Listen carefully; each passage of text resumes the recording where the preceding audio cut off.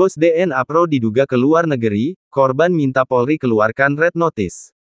Para korban kasus aplikasi robot trading DNA Pro menduga jajaran petinggi atau direksi dari perusahaan aplikasi tersebut telah melarikan diri ke luar negeri, seperti Turki dan Rusia. Sehingga mereka mendesak kepolisian bekerja sama dengan Interpol dan mengeluarkan Red Notice. Salah satu kuasa hukum para korban DNA Pro, Ricky Ricardo Manik mengatakan, para korban mengetahui kepergian para pelaku penipuan itu ke luar negeri dari media sosial. Kabarnya, kata dia, mereka pergi ke dua negara itu dengan dalih menarik dana para korban dari pihak broker Alpha Success. Yang bersangkutan yang mengumumkan kepergiannya ke Turki dan lanjut ke Rusia dengan dalih untuk mengurus penarikan dana para nasabah, kata dia saat dihubungi, Rabu, tanggal 6 April tahun 2022. Alpha Success yang digandeng DNA Pro sebagai broker trading, diklaim sebagai anak perusahaan Alpha Group yang berbasis di Rusia. Namun, Ricky menegaskan, klaim tersebut sudah dibantah Alpha Group secara resmi dengan menyatakan tidak punya afiliasi apapun dengan Alpha Success. Ketanyaani Alpha Group yang berbasis di Rusia tersebut mengeluarkan pernyataan resmi tidak memiliki afiliasi apapun dengan Alpha Success, ucap Ricky.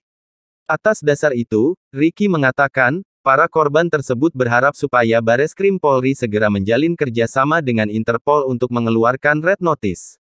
Dengan demikian, para pelaku bisa segera ditangkap dan diproses secara hukum, tracing aset, dan mengetahui aliran uang dari si pelapor. Para korban khususnya klien kami berharap agar penegak hukum kita bisa segera berkoordinasi dengan Interpol dan pihak terkait untuk isu Red Notice tersebut, katanya. Direktorat Tindak Pidana Ekonomi Khusus Dirtipideksus, Bareskrim Polri telah memulai pemeriksaan terhadap 12 orang saksi dalam kasus aplikasi robot trading DNA Pro pada awal pekan ini. 12 orang tersebut terdiri dari 11 saksi pelapor yaitu dan 1 orang saksi ahli.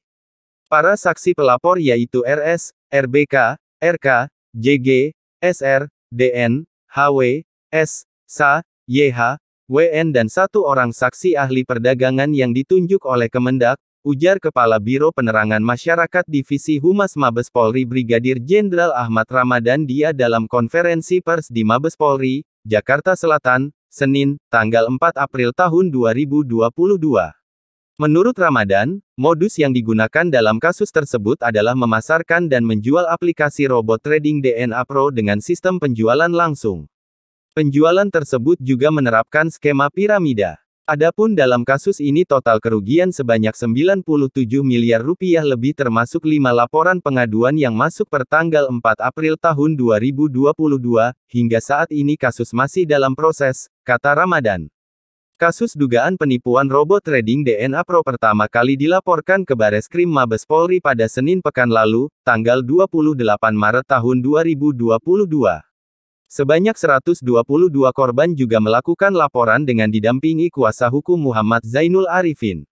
Dia menyatakan total kerugian kliennya mencapai sekitar 17 miliar rupiah.